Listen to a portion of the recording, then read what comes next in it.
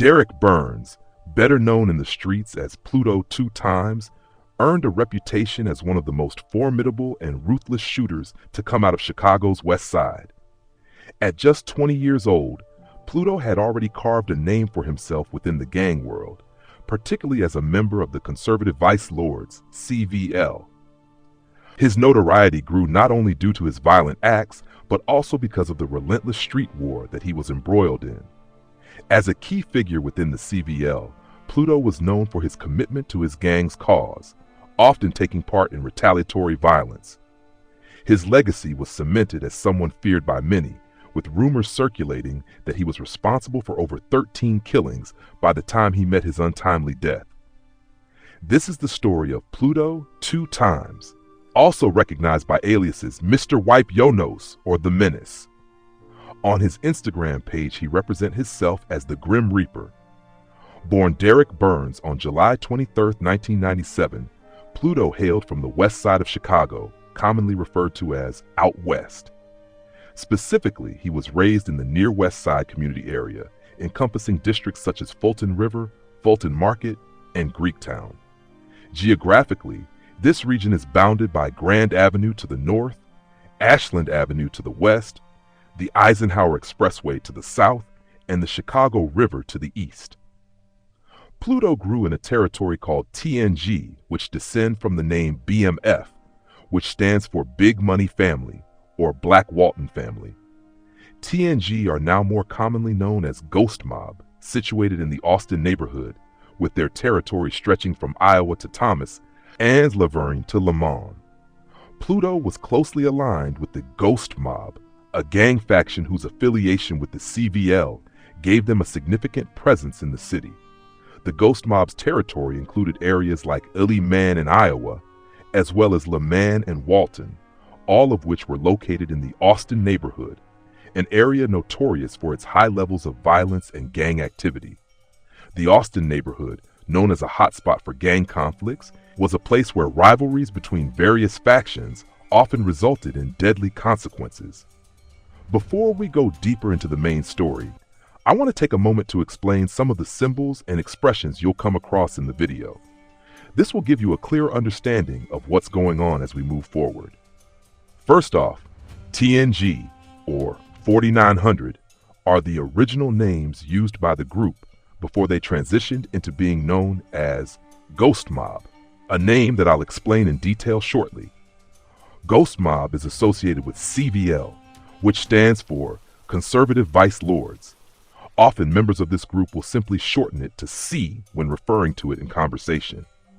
A distinctive feature of Ghost Mob's online communication is the frequent use of the Islam emoji.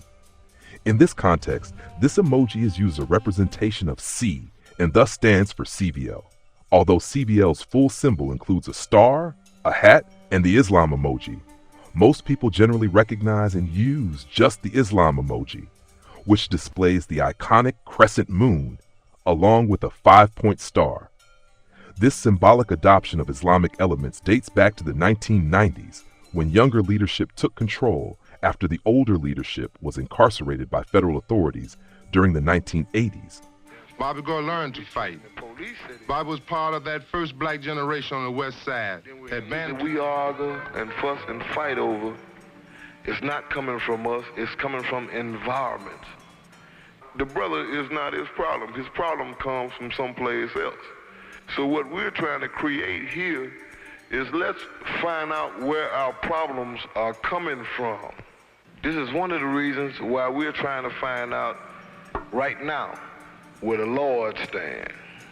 See, we got some Lords, say they Lords, and they Lords until they get in trouble.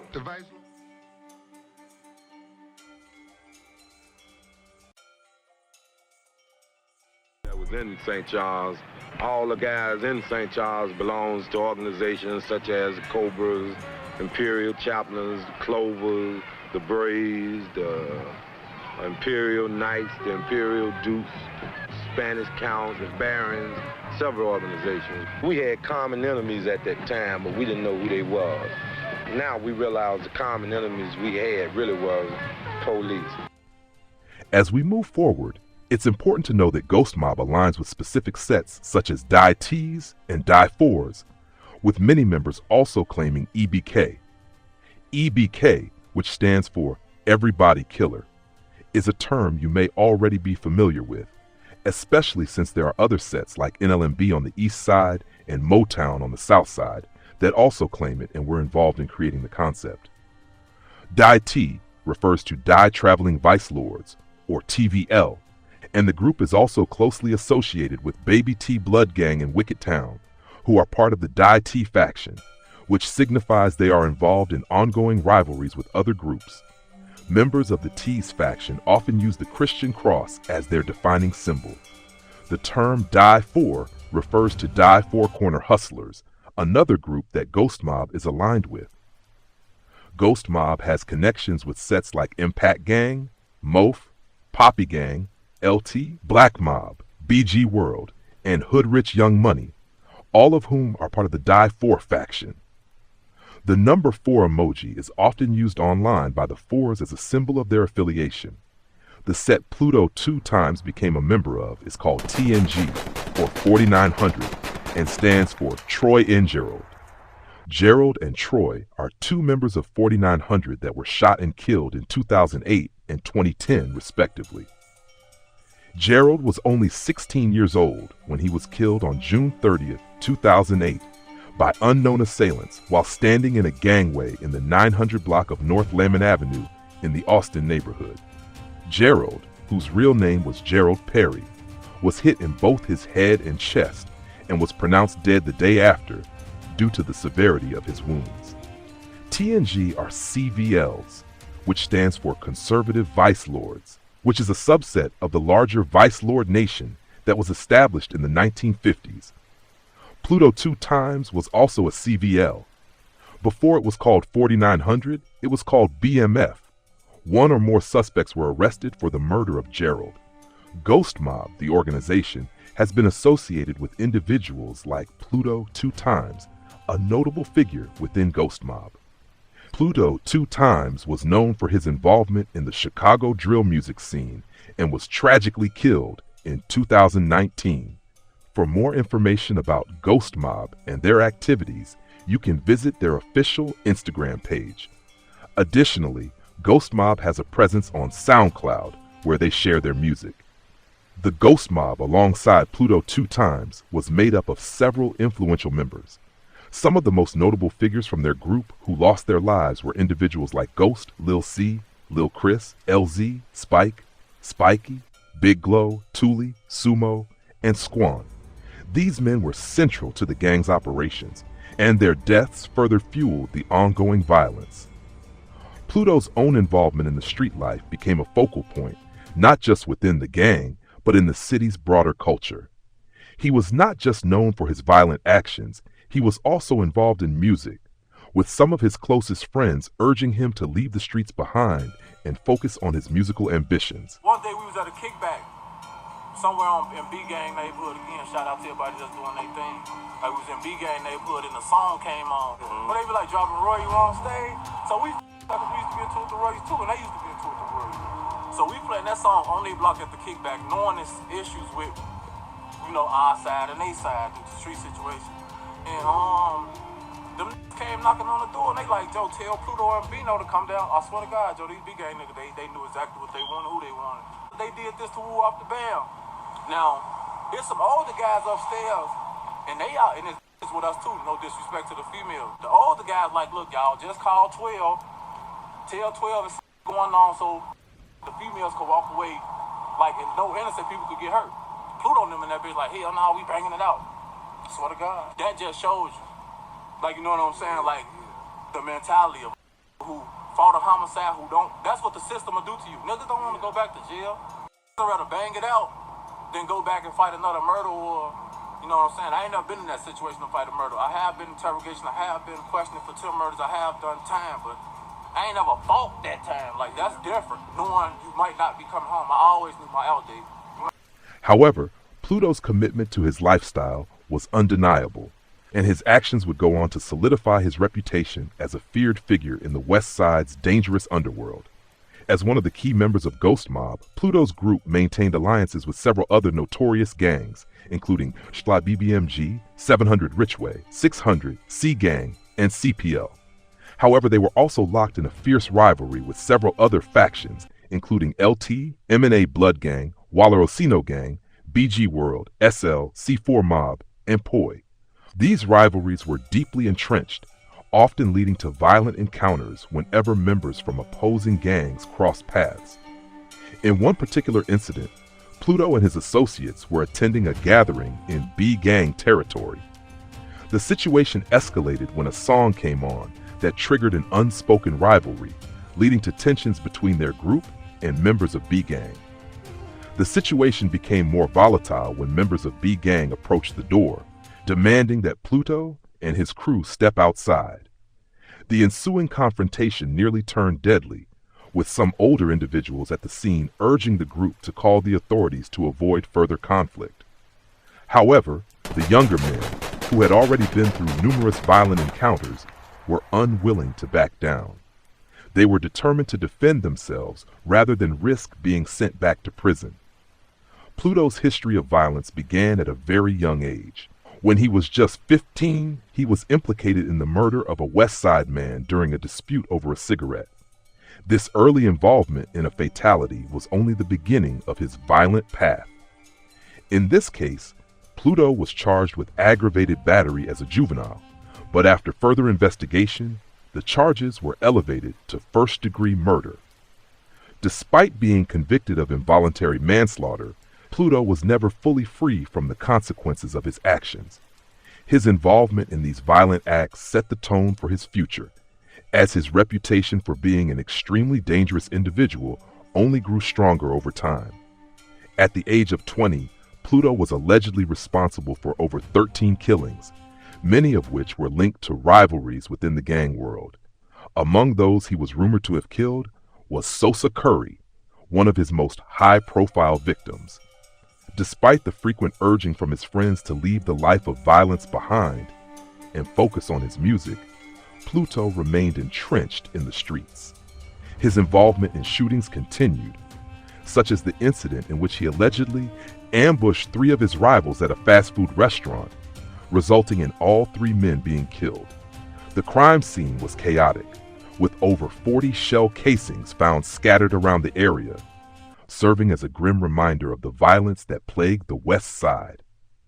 On the nightmarish evening of September 28, 2019, a shadow fell over Chicago.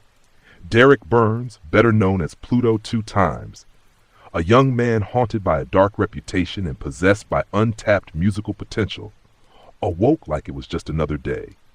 By nightfall, he would vanish into the grim legend of the city West Side Chicago top killer with killing at least 13 people. But by sunset, his life would come to a sudden and violent end.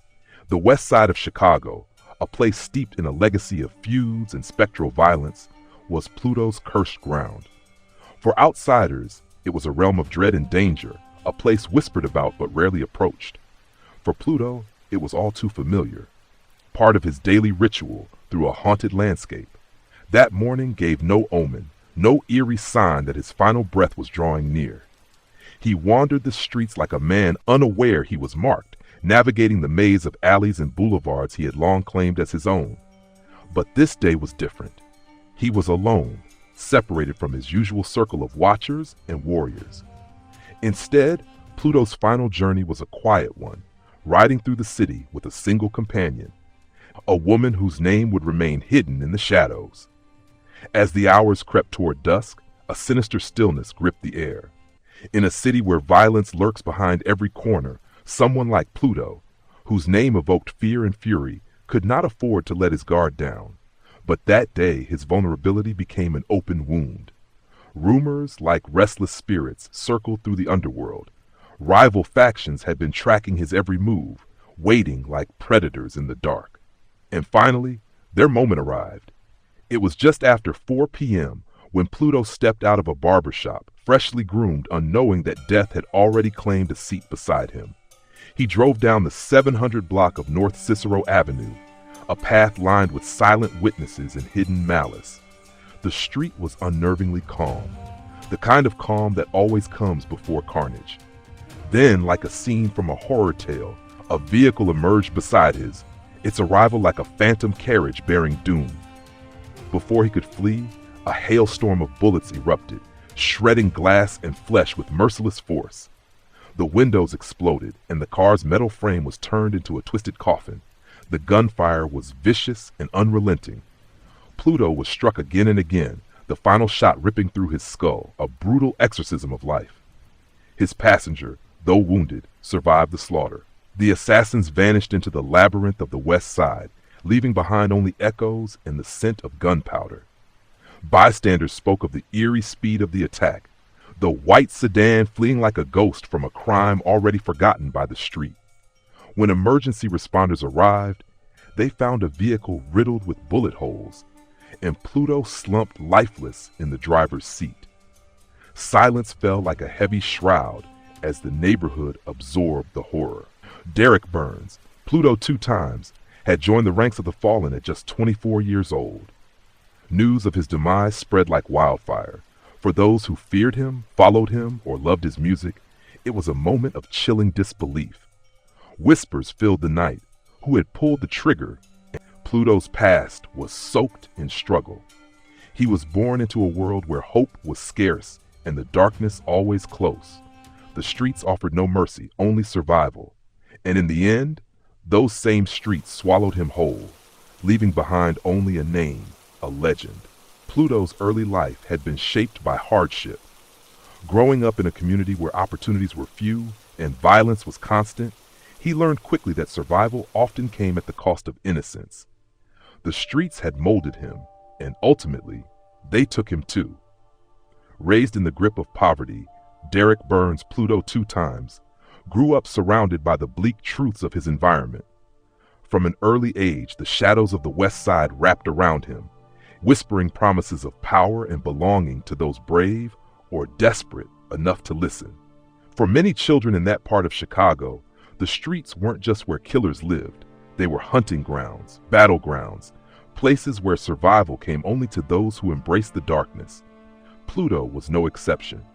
As a young black man, he stepped into a world shaped by violence and ruled by fear, a world where loyalty was proven through sacrifice and respect often came at the cost of life. By his teenage years, Pluto had pledged himself to Ghost Mob, a notorious crew also known as TNG or 4900. Ghost Mob didn't just operate in the city, they haunted it. Known for their savage reputation, they moved like shadows, unseen but always felt. Within their ranks, Pluto rose quickly, carving his name into the fear-soaked fabric of the streets. He earned his stripes as both a sharpshooter and an enforcer, that becoming a figure that made others go silent when he walked by. His name, Pluto, became a ghost story of its own. But that climb into infamy came with a price, and he paid it daily. At just 15 years old, Pluto made a choice that would cast a long and chilling shadow over his life. It was a grim day near Augusta and Laramie, not far from his home. He and a friend, William Davis, encountered Antonio Baker, a 43-year-old man lost in the haze of a cigarette. At 15 years old, Pluto 2 times made a choice that would set the tone for the rest of his life. It happened near Augusta and Lair, on Chicago's west side, not far from the street he called home.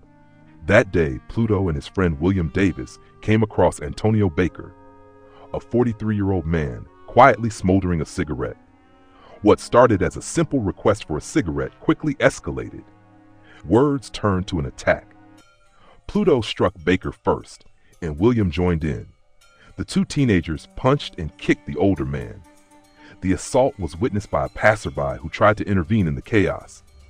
Pluto picked up a large speaker and dropped it on Baker's head. When paramedics arrived, they rushed Baker to the hospital, but it was too late. He passed away shortly after the attack. For Pluto and William, the consequences were immediate. What started as a minor exchange turned monstrous. Words morphed into violence, sudden and feral. Pluto struck first. William followed. The two teenagers unleashed a brutal assault, kicking and punching Baker with unrelenting force. A passerby, disturbed by the horror, tried to intervene. In the chaos, Pluto grabbed a large speaker and brought it crashing down on Baker's skull. a final blow in a senseless storm. When paramedics arrived, Baker's fate had already been sealed. Though rushed to the hospital, death claimed him shortly after. Pluto and William were swiftly apprehended, charged, and thrown into the adult legal system with a bond set at $500,000. But fate had one more twist. In a chilling legal turn, the cause of death was ruled to be an asthma attack triggered by the beating, not the violence itself. That single haunting technicality set Pluto free. For some, it was seen as pure luck. For others, it was an omen, a sinister sign of the darkness still to come. In the years that followed, Pluto's legend grew blacker. Rivalries with other gangs intensified, and his loyalty to Ghost Mob became more vicious. One of the most harrowing losses in his life was the death of his friend Sequin, a tragedy that lit the fire for vengeance. What made the wound worse was the mockery of Sequin's death by enemy gang members on Facebook, turning grief into rage. Pluto began calling himself Sean in Sequin's honor, vowing revenge. Violence became a language he spoke fluently, and retaliation turned to ritual. One act that cemented his reputation in street lore was the killing of a rival known as So-So, an event that sent shockwaves through the criminal underworld. Though the details remain murky, the whispers say it was cold, calculated, and without mercy. Pluto 2 times wasn't just a name anymore. A tale told in hushed tones, a warning etched into the alleys of Chicago's West Side. One night, So-So sat inside a parked car when 2 men approached and opened fire, striking him on the spot. In the aftermath, instead of mourning in silence, Pluto took to social media, offering mockery in place of sympathy for his fallen rival. Chicago's streets took notice. Pluto wasn't just another figure in the city's gang scene. Years of entanglement in gang rivalries and street retaliation had turned him into a marked man. Seeking a new path, Pluto 2 times began redirecting his energy toward music. He poured his harsh experiences into rap, using it as a vehicle to tell the unfiltered story of life on the West Side. Music became his outlet, a way to unpack his trauma and connect with others who shared similar struggles. In 2019, Pluto released a mixtape titled Legend, Dead or Alive, featuring tracks like Married to the Game and Nightmare. Listeners connected with the raw, honest content. His verses painted vivid scenes of the adversity he faced, the choices that defined him, and the brutal environment he came from. Through music, Pluto exposed a reality many were aware of, but few truly grasped. As Pluto's name gained traction, rooted in the streets during his late teens and early 20s, he became associated with a string of violent events. His reputation in Chicago's gang underworld grew heavy. Despite ongoing speculation, law enforcement never had enough evidence to indict him. One of the most chilling incidents involved the death of a teenager named Juan Drake, known on the streets as Too Hot. In September 2018, while walking through the Austin neighborhood, a green SUV pulled up. Gunshots rang out, striking Too Hot in the chest and shoulder. He was rushed to Stroger Hospital, but died shortly after. Days later, Pluto took to Instagram, posting a remark that left many stunned. Too Hot's pants were too tight. That's why I chased him down. He fell, LOL. The post was widely interpreted as a taunt and possibly a veiled confession. It intensified suspicion around Pluto's involvement, though again, no formal charges were brought. Too Hot wouldn't be the last victim linked to Pluto's name. These episodes only amplified Pluto 2 times infamy, but they also put a target on his back. Escaping criminal charges didn't mean escaping the threat that came with his growing notoriety. To the gangs of Chicago's West Side, Pluto 2 times wasn't just a name. His presence lingered like smoke after a fire, his actions, both confirmed and whispered, leaving behind a trail of scorched lives and unfinished business. For every life that ended in his orbit, there were those who swore one day they'd return the favor. And in the end, the street always settles its debts. As the calendar turned to the spring of 2019, Pluto's world began to unravel. In rapid succession, legal troubles and violence closed in on him. Within a single breath of time, he found himself linked to 2 shootings and a series of other accusations. Whether the charges were real or fabricated hardly mattered anymore. The perception was enough to make him a lightning rod for retaliation. And then came the deaths. From April 20th to July 8th, Pluto's life became a waking nightmare. In the next 3 months, he suffered the loss of 8 friends, 4 of whom were particularly close to him. 8 of his friends, 8 souls he had walked beside in fire and silence, were ripped away from him. These weren't distant acquaintances. All of them were like brothers in everything. People he had bled beside, grieved with, and trusted in a city that devours trust. Every phone call after dark became a ghost's whisper. Every vibration in his pocket, a fresh notification of grief. The streets weren't just taking lives. They were gutting his world, piece by piece. Through it all, his Facebook page became a public seance, a strange kind of diary where pain and rage played tag. Gone was the vulnerability, the raw emotion he once displayed after losing someone. In its place, a creeping numbness. His posts became colder, shorter, sharper, and with each new name added to his growing wall of the dead, his tone shifted from sorrow to silence, then from silence to vengeance. Pluto began speaking openly about his descent. He wrote that he no longer recognized the person he saw in the mirror. "I think I lost my mind," he admitted in one post. His heart, once cracked by loss, had hollowed out completely, a vessel for revenge filled with ghosts. At that point, Pluto wasn't just walking through Chicago. He was walking through a haunted house made of memories and betrayal. The same streets that once embraced him as one of their own were turning on him, alley by alley, whispering his name like a final summons. He knew it. So did his enemies. The trap was set. It was only a matter of time before it closed. And when it did, the reaction was as divided as the city itself. For some, Pluto's death was a tragedy, not because it was unexpected, but because of the possibilities it buried. They mourned him as a friend, a voice of truth in a place full of silence, a young man who tried, if only briefly, to turn his scars into songs. His music had started to break through. He'd found a new way to speak, using bars and beats to confess, to warn, to remember. Fans and friends clung to his tracks like sacred relics, decoding his pain through his rhymes. His mixtape, Legend, Dead or Alive, hit like a grim prophecy. The track Nightmare didn't just tell a story, it foretold his own. To others, though, his passing was inevitable, a ghost returning to the ground it came from. They saw it as a violent echo of all the choices that had brought him there. "You can't outrun your past," some muttered, especially when it's still bleeding. What shook many was not just Pluto's death, but the mystery wrapped around it. To this day, no suspects have been arrested, no names released, no justice served. His killers, like so many others in Chicago's underworld, melted into the shadows, phantoms who came to collect a soul and vanished into the fog. The case remains cold, and yet his legend continues to flicker like a candle at the end of a dark hallway. For some, Pluto 2 times was a symbol of everything the city could destroy. For others, he was proof that even monsters can dream of salvation.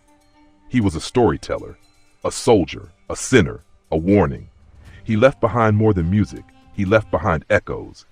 And somewhere in the silence of the streets he once ruled, those echoes still whisper his name. Rest in peace.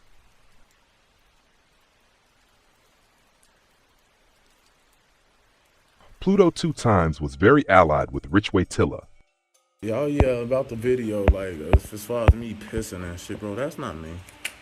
That's not me, bro. That's not me. We'll see, bro. That's not me pissing on no videos, y'all.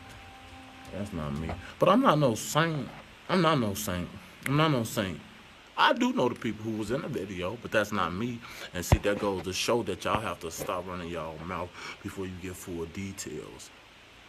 You see what I'm saying? That's not me pissing in that video. That's not me. I was on house arrest.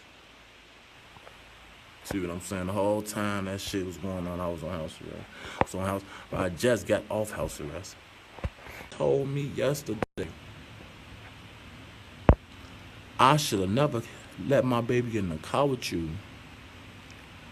And turn my head to the back for this. Told me that baby wasn't even mine yesterday. Year-old girl shot and killed at a fast food drive-thru in the Holman Square neighborhood. Put your child first. That's all I can tell you. Like, honestly, like, honest to God, like, if you got a child, like, put them first and, like, do your best to not put them in these type of situations that I put my child in or my family. Like, cause right now I'm going, like, I don't even want my mama going to stores because it don't hit social media so big, like, you know what I'm saying? Mm-hmm. And that's all me. That's my fault. Everything that's going on is my fault. I take full accountability for everything. Wow. You know what I'm saying? From wow. Them, his grieving, my baby. I take full accountability into anybody who living how I was living or think they want to live how I was living. It's not the way, honest to God, because especially if you have a child, because I haven't felt no love that I felt that little girl gave me since she's been gone. Jaslyn's father, Jonte Adams, was also shot and taken here to Stroger Hospital. The family says he is stable as they plead with the community to stop this gun violence. Please put the guns down. Our kids want to play. My kids can't even go out the door. 7-year-old Jaslyn Adams killed in a shooting late Sunday afternoon at a McDonald's on the city's west side. Real sweet child. Chicago police say the shooting happened at about 4:20 in the afternoon in the 3200 block of West Roosevelt. Video of the scene shows a car in the drive-thru riddled with bullet holes through the back window and trunk. Jaslyn's grandmother says she was with her father, Jonte Adams, when the shots were fired. Police say the two were inside of the car when the man was shot in the torso and the little girl was shot multiple times. Every parent that took a child to McDonald's to get something to eat, not to get some bullets. To the shooter, why? Why? If you had any kids, have you ever took your kids to McDonald's? Have you ever took your kids to eat? A CPD unit on the scene rushed Jaslyn to the hospital where she died. You got cowards out here killing and shooting babies in Chicago. Totally, I want to say it another way, but it's totally unacceptable.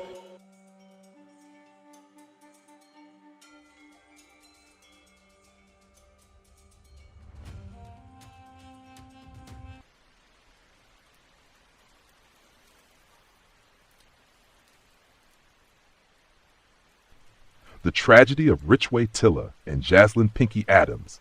Jonte Richway Tilla Adams, a rapper from Chicago's West Side and one half of the drill duo Tilla and Bully Bino, once gained notoriety for his aggressive lyrics and antagonistic presence in the drill music scene.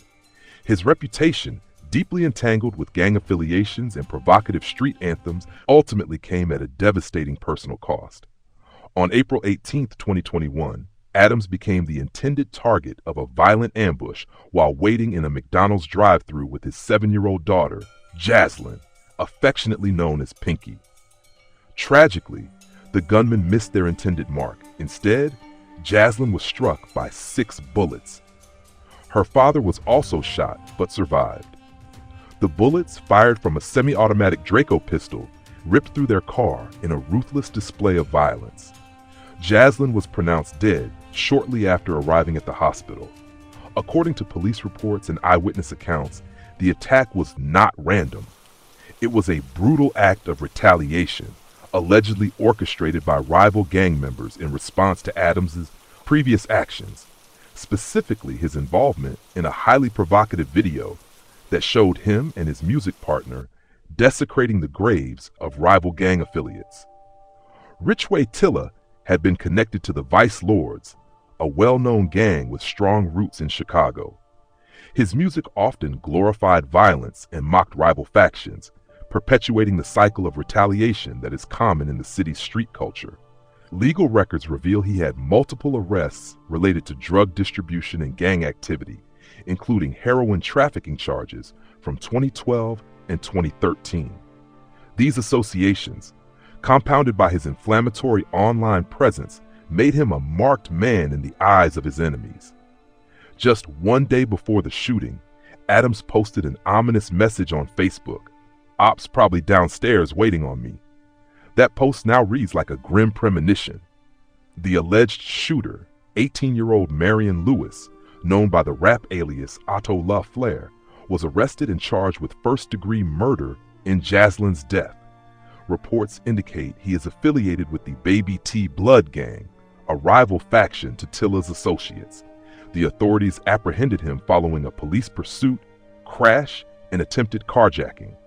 In interviews following the tragedy, Adams recounted the horrific details, being boxed in at the drive-thru, hearing Jaslyn call out, "Daddy," as the gunfire erupted, and realizing too late that his daughter had been fatally wounded. "She probably said Daddy 3 times, he recalled. "When I looked the last time, she was just lying down, gone." In the aftermath, Adams found himself both physically injured and emotionally shattered. He spent 2 days recovering in the hospital, then retreated to a hotel for safety. Returning to his neighborhood was no longer an option. He feared for his life. But more than that, he was consumed by grief and guilt. Despite the street code that demands silence, Adams made the decision to cooperate with police, providing critical details that helped secure murder charges against the suspects. This move, however, alienated him from many of his former allies, who viewed cooperation with law enforcement as betrayal. In the unforgiving world of gang loyalty, speaking to police, even in pursuit of justice for one's own child, is considered snitching. Richway Tilla later addressed critics of his parenting on social media. "I never did anything but show her how a man is supposed to treat a woman. I taught her how to brush her teeth, use the bathroom, nothing but smiles when we were together. I know my mistakes, and I already blame myself, so your words don't mean anything." Jaslyn Pink's death became a symbol of the senselessness of gang violence in Chicago. Community members held vigils, released balloons in her honor, and called for change. Her teachers at Cameron Elementary School remembered her as joyful, bright, and endlessly kind, a child who loved Pink and filled every room with laughter. The tragedy also sparked introspection in Adams. "I was starting to change," he said. "I wasn't on the block anymore, but my music still talked about death and dissing the dead. That's what put a target on me." In the wake of his daughter's death, Richway Tilla has taken meaningful steps to turn his life around. He left the gang life behind, distanced himself from former associates, and began using his platform to advocate for peace and redemption. Despite being shunned by many in his old circle, he now shares messages urging youth to reject violence and embrace a different path. His music, once full of vitriol and provocation, one of his most heartfelt tracks, Pinky's Letter, is dedicated to his daughter's memory, a stark contrast to his earlier work. Adams' transformation hasn't gone unnoticed. He has received messages from young people across Chicago seeking guidance, some as young as 15, asking how to escape the street life. He's been featured in interviews and even appeared on Steve Harvey's platform to speak about the tragedy, his regrets, and his new mission. In one of his interviews, he emphasized the heavy cost of gang culture. "You can lose everything. I did, and it wasn't worth it. My daughter should still be here." The incident. On that fateful day, Jonte Richway Tilla Adams had picked up his daughter from her aunt's house after she texted him asking for McDonald's. As they waited in the drive-thru at Roosevelt Road and Kedzie Avenue, a car pulled up behind them and boxed them in. Gunmen emerged and opened fire on Adams' gray Infiniti. Adams was struck in the back, but it was Jaslyn who suffered the most. Hit by 6 bullets, she died at the scene.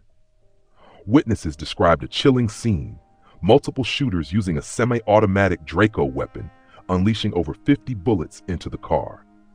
Adams survived, hospitalized with serious injuries, but his daughter did not. The tragedy was not just a personal loss, but a wake-up call for a city plagued by relentless violence. The backstory. Adams had long been associated with the Vice Lords gang and had a history of drug-related arrests. Though he had stepped back from active street life, his music still glorified and mocked rival gangs. One infamous incident captured him and his partner desecrating the graves of rival gang members, a provocation that likely intensified existing hostilities. In the days leading up to the shooting, Adams had posted cryptic messages on social media, suggesting he was aware of looming threats. Still, he chose to be out in public with his daughter. The attackers were allegedly affiliated with the Baby T Blood Gang, with 18-year-old rapper Marion Otto LaFleur. Lewis later arrested and charged with Jaslyn's murder. Chicago's drill music scene is notorious for fueling gang rivalries through lyrical taunts and personal attacks. Adams participated in this culture, mocking deceased rivals in his tracks, and even participating in provocative acts that blurred the line between art and real-life vendetta. The street code, unforgiving and absolute, condemns any cooperation with law enforcement, even in cases involving family. Adams's decision to speak to police following his daughter's murder was seen by some in the gang community as betrayal. Despite the backlash, Adams chose to speak out. He gave police the information he had, leading to arrests in the case. He checked into a hotel to avoid retaliation and began the slow process of distancing himself from his former life. His decision alienated him from old friends, but it also sparked a transformation. At vigils and community gatherings, Adams began calling for peace and change. He started receiving messages from young people seeking guidance. Touched by their outreach, he began using his platform to preach nonviolence and share his story as a cautionary tale. His new music, including the tribute song Pinky's Letter, reflects this shift. Adams has publicly acknowledged his role in perpetuating the cycle of violence that ultimately claimed his daughter's life. In a heartfelt Facebook post, he defended his parenting and took responsibility for past mistakes. He expressed deep regret and committed himself to breaking the cycle, not just for himself, but for others caught in the same trap. In interviews with media figures like Steve Harvey and A Humble Soul, Adams detailed his transformation and the emotional burden of his loss. He emphasized that while change is hard, it is necessary. He hopes that by sharing his journey, he can deter others from making similar choices. The bigger picture. Jaslyn Adams' death is emblematic of a larger crisis in Chicago, where gang violence continues to claim innocent lives. The incident underscores the need for community reform, increased support for at-risk youth, and a reevaluation of the toxic glorification of street violence in music and culture. Jonte Richway Tilla Adams' story is one of pain, reflection, and hope. From the depths of gang-related violence to the loss of his daughter, he has emerged as a voice for change. His journey is far from over, but his courage in facing the consequences of his past and choosing a different path offers a powerful example of redemption. In memory of Jaslyn Pinky Adams, a bright, joyful child whose life was cut tragically short, her father now works to ensure her death was not in vain. Through his advocacy, he hopes to prevent other children from becoming collateral damage in a war they never chose to be part of. As we are going to an end of the story, hear the summary of Pluto's life and what we learned from Story of Pluto 2 Times and Richway Tilla, and we should remember and take as a lesson we can learn to make community better. Pluto's death was part of a larger pattern of violence that had overtaken Chicago that weekend. The city witnessed a surge in shootings, with 13 people killed and dozens more injured over the span of just a few days. Many of these shootings were linked to gang conflicts, and authorities suggested that the violence was often targeted rather than random. Police Superintendent Eddie Johnson acknowledged that the shootings were fueled by a cycle of retaliation between rival gangs, with many of the perpetrators having prior criminal records involving violence. The toll that this violence has taken on the community is undeniable. As the city grapples with the aftermath of such senseless killings, local leaders have called for greater community involvement in breaking the cycle of violence.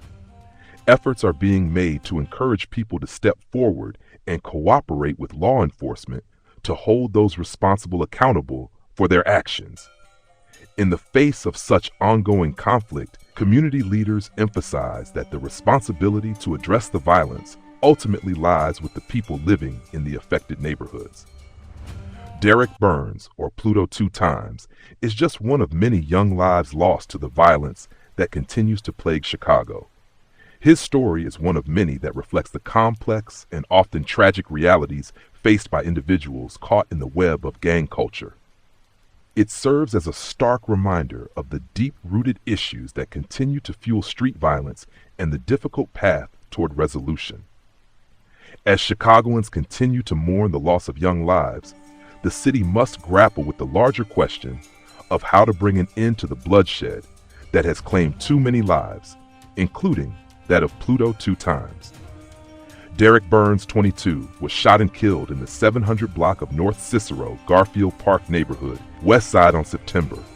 Derek Burns, who went by the name Pluto 2 times, became infamous for his ruthless reputation as one of the most dangerous shooters from the West Side of Chicago.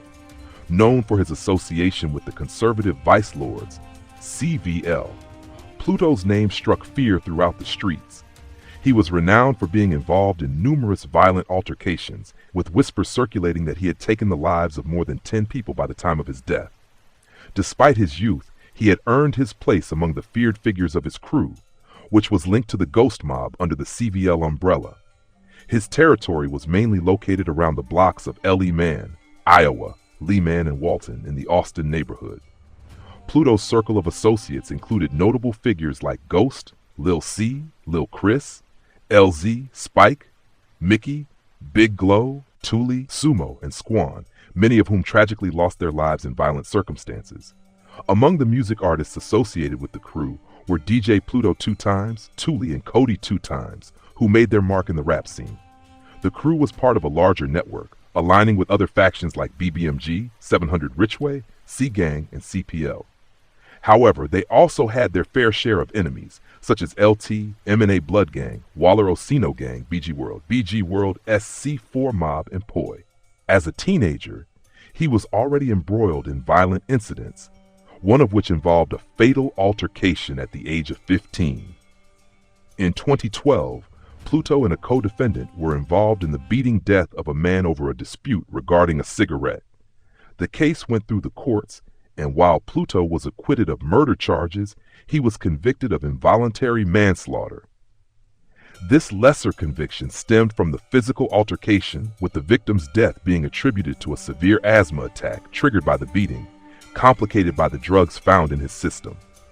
As Pluto grew older, his violent actions continued to define him. Rumors swirled that he was responsible for over 10 homicides before his own untimely death. His notoriety spread, particularly due to the infamous killing of Sosa Curry, one of his most recognized adversaries. Despite warnings from friends urging him to stop the violence and focus on his music career, Pluto remained entrenched in the gang life, even ambushing 3 of his enemies at a fast food restaurant. The aftermath was devastating, with more than 40 shell casings scattered at the crime scene. Then, on September 28, 2019, Pluto 2 times was killed in a shooting in the 700 block of North Cicero Avenue in Garfield Park, a location known for its ties to gang-related violence. He and a 28-year-old woman were stopped at a red light when a man from a passing vehicle approached and opened fire.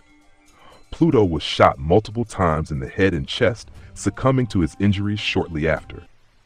The woman, while injured, survived the attack. Authorities are still investigating, and no arrests have been made in connection with the shooting. This killing was part of a larger wave of violence in Chicago over that particular weekend. A staggering number of shootings left many dead and dozens wounded, all linked to gang rivalries. Police investigators linked Pluto's death to the ongoing gang conflicts, emphasizing that this type of violence was targeted rather than random. Chicago's law enforcement officials noted that the rising violence was primarily driven by individuals with prior violent histories, often escalating past conflicts with deadly consequences. This incident serves as a grim reminder of the dangers faced by those caught in the relentless cycle of street violence. With each passing year, neighborhoods in Chicago continue to suffer from this bloodshed, leaving families torn apart and communities struggling to find peace. Community leaders, while calling for greater involvement from residents to help turn the tide, acknowledge the challenges ahead. The city is in a constant battle to curb this violence, as the cycle of retaliation and revenge seems endless, leaving a city in crisis. Drop the comments, like the video, and share the video always to raise awareness.